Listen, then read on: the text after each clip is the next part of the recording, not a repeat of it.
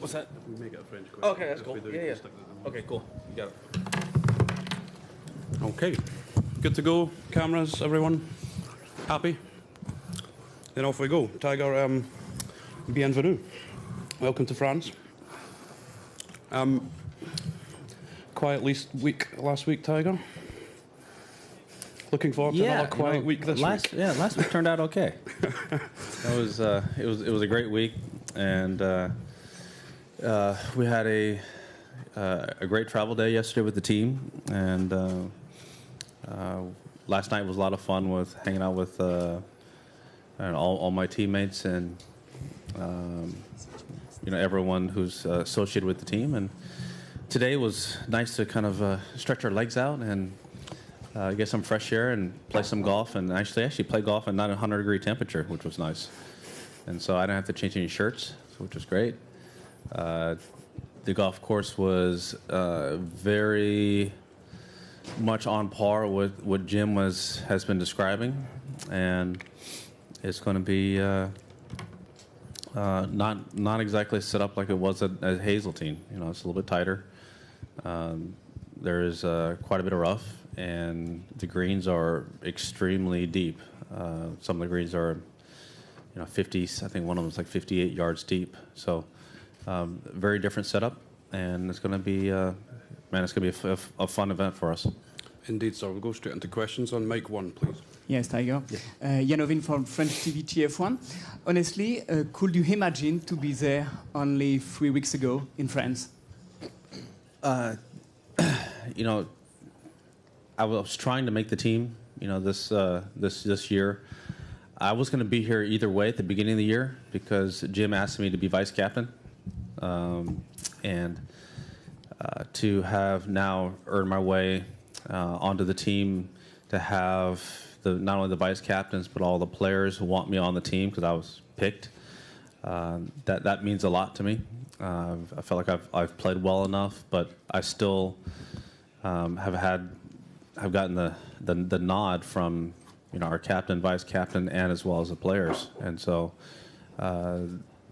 it just felt it feels great to be part of this team. This is a pretty young team, but also a team that has played quite a few Ryder Cups and Presidents Cups as well. So they've been through it. Going to go mic 3, sorry, on your left, Tiger. Ian. Tiger, at any stage in your career, has your game ever suffered from trying too hard? And if so, is there any chance of that potentially happening this week? Honestly, the only time you guys probably know the story. I've told you, a number of times is in 2006 at the Masters. I tried way too hard and tried to do it for the wrong reasons. My dad was dying, and I knew that would be his last event he'd ever watch me play, and I tried to win it for him. And I tried too hard in that back nine, missed a bunch of putts, and ultimately lost the event. And then I had a talk with him, post Masters, and he basically chewed me out for, I thought I taught you to play this game for your own happiness and for yourself and for your own joy. That's what I've taught you your entire life. And he was right. And, lo and behold, I go ahead and win the Open Championship, a couple months later. So that's the only time I've ever gone outside of the window and tried too hard, just because of the circumstances of what was going on at the time. And mic 1, Karen, please. Tiger, on Sunday, one of your friends, Phil Gordon, tweeted that last year you told him that you just wanted the young guys to feel the heat of playing the back nine with you in the lead one more time. Why? Why was that important? Well, they had, a lot of these guys were, the younger guys were on their way in when I was on my way out. And, they had never really played against me, when I was playing well. I mean, it's been, 5 years since I won a golf tournament. And a lot of the players were just coming onto the scene. whether it's JT, Jordan, now Bryson, Brooksy was just getting out here, getting started, coming off of the European tour. So a lot of these guys just, hadn't played against me yet. And I think that when my game is there, I feel like I've always been a tough person to beat. And they've been jokingly saying that, we want to go against you. All right, here you go.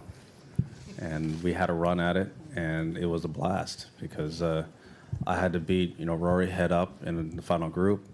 Rosie was tied with Rory, and obviously I had a 3-shot cush, which is awfully nice, but still, I hadn't done it in 5 years, and these guys had both ascended to #1 players in the world. They've won major championships. They've won golf tournaments all around the world. And I haven't really played a whole lot of golf in the last few years. Mic 4, Ewan, please. Tiger, have you... Sorry. Right in the middle. Yep. Did you celebrate Sunday night at all, or did you not have a chance to do that, or did you not want to? And also, have you been aware of the scale of the reaction to your victory, which even by your standards has been incredible kind of the world over? The last part of your question, the scale, no, I really haven't, because I'm trying to return, the text messages I've gotten, but I'm still well north of 150, so it's going to take me a little bit of time before I answer all that. I really haven't looked online and read any articles about it yet, because after I finished, I had a big media tour I had to do there at East Lake, and then as soon as we left there, we went to the Renaissance Hotel to all meet together, and we had a big signing that we normally do, and got that all out of the way, and then we hopped on a flight, and next thing you know, we're here training and then playing a practice round. So no, I really haven't had a lot of time to soak it in. I will post Ryder Cup. I'll take a look back and I'll reflect on it. I haven't seen any videos of.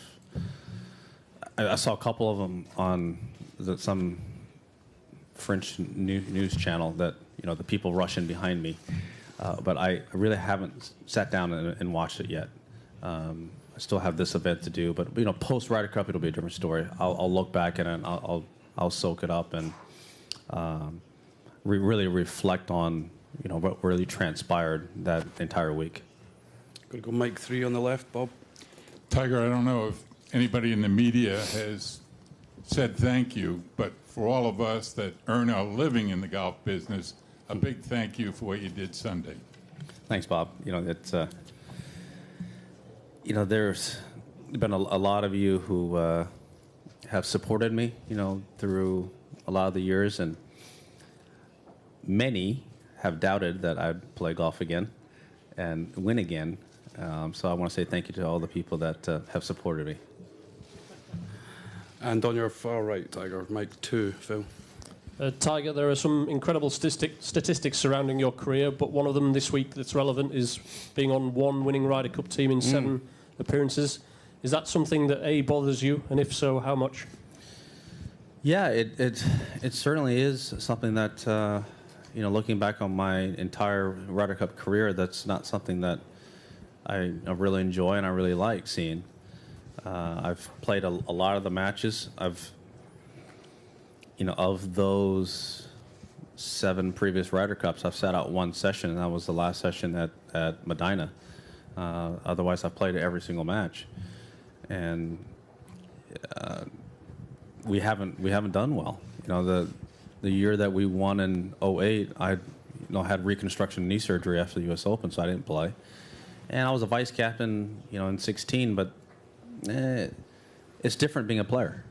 It was neat to be part of the team, be part of helping the guys in any way I possibly could to make them feel comfortable, to get them into the right circumstances, to allow them to play their best golf. This is, as a player, it's different because, you focus, as a player, you focus on your playing partner you're playing with and just go earning a point. As a vice captain, there's so many moving parts that you're in charge of. And so that was very different in 16, but of my overall Ryder Cup record, not having won as a player since 1999 is something that, you know, hopefully we can change. And we haven't won as a U.S. squad here in 25 years on foreign soil. So, you know, hopefully that will change this week as well. Mike 4, Brian. Tiger, you mentioned that 1993, the last win here. Obviously, there's various reasons, but if you were to put it down to maybe one or two reasons as to why you think the U.S. hasn't won here in that long a period, what would it be? Well, I think the best way to describe it, I remember being a part of some of the President's Cup teams that Jack had captained, and he says it's plain and simple. Who wins the 18th hole? And those were the matches that swing. You know, if you're one up, or if you're one up, you lose last hole, go to even, or you win the last hole and you get a point. I mean, these little half points to point swings are enormous over the course of, you know, an entire cup. And the teams that we've been a part of in the President's Cup wins that at least I've been a part of, we've handled the 18th hole well.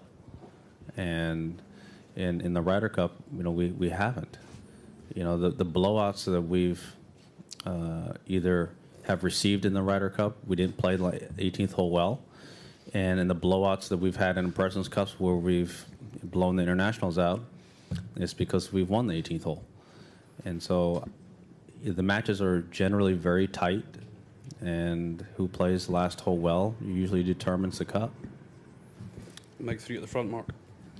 Tiger, I wonder, could you describe the dynamic of the first hole, the whole atmosphere at a Ryder Cup, and do you remember the first tee shot you did hit, I believe 97, and what do you make of the massive gallery? What do you think it's going to be like that with that grandstand out there this week?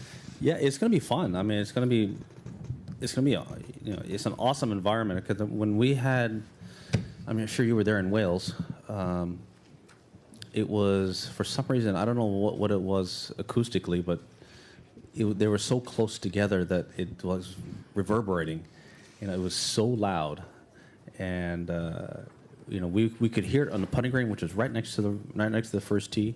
But when we got on that first tee, I mean, you could actually feel it, and that was fun to be a part of. I loved it, and I think this week will be exactly like that. But I think the decibels will be up a little higher. My first Ryder Cup, I remember going out with Mark O'Meara, and I was telling him, well, he was the vet, so he says, you know, the way the golf course sets up, you should tee off the odds. And I said, well, I kind of like the evens. And because at the time we were playing foursomes first.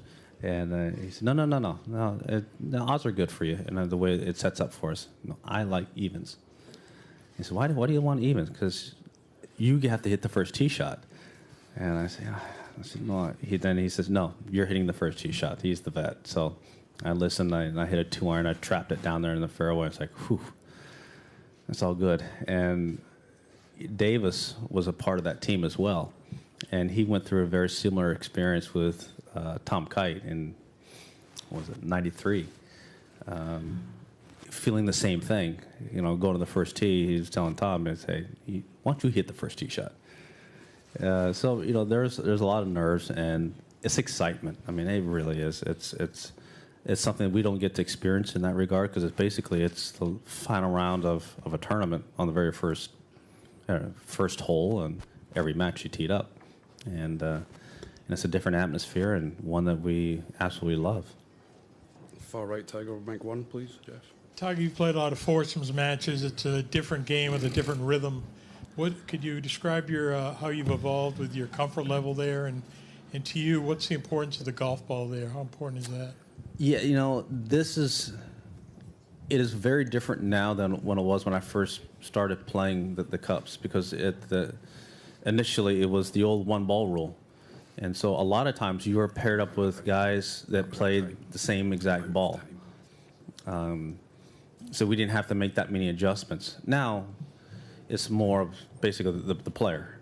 And we have so many damn different devices that can check golf balls and how they fly that you can figure out how the golf ball's flying, what are the distances and all these different things, and make those adjustments. You know, before it was just, okay, well, you played that ball, you played that ball, you guys are going out together. Yeah, but we never see each other throughout the entire year, but you guys play the same ball, and go ahead and go. But now it's very different, and you know, some of the golf balls spin more than others. You know, I play a very spinny golf ball, whereas others play a ball that doesn't spin as much. So there is some adjustments to be made. You know, the most important thing is who's ever hitting the iron shot into the green, that's the guy, that's the ball you're playing with off the tee. Because you don't want a player to have to adjust his iron game and the distances he's hitting. And sometimes you got to make an adjustment on par fives, whether you go 4-2 or not. And if the guy's hitting we know you're going to get to a par five in 3. Well, if that's the case, then the guy's hitting the wedge shot, obviously hitting the tee shot, so you're going to play that ball. And the last question's 3, please, Tiger. Tiger, looking at the like the television viewing figures from Sunday, which are remarkable, like the best of the season, better than a lot of the majors. Are you ready for America to start looking to you again the way that they used to so soon after you've come back? You seem to have a huge importance there. Honestly, I didn't see the ratings, so I don't know. They're huge. Are they good? Yeah, they're really good. Okay. They're really good. Really good.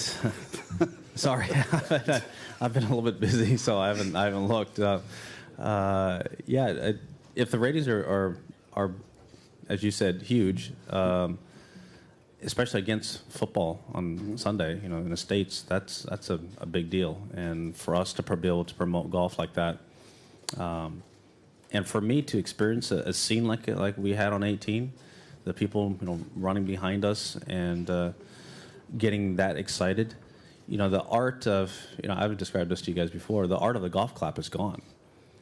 People don't clap because how can you clap when you have a cell phone in your hand? And so people are now screaming, and they're pretty loud, and especially late in the day when it's hot and they've tipped back a few, it gets even louder. And I think this week will be the same, but even louder. I won't ask for a round of applause, Tiger, but thank you for your time. Cheers. Yeah, thank you.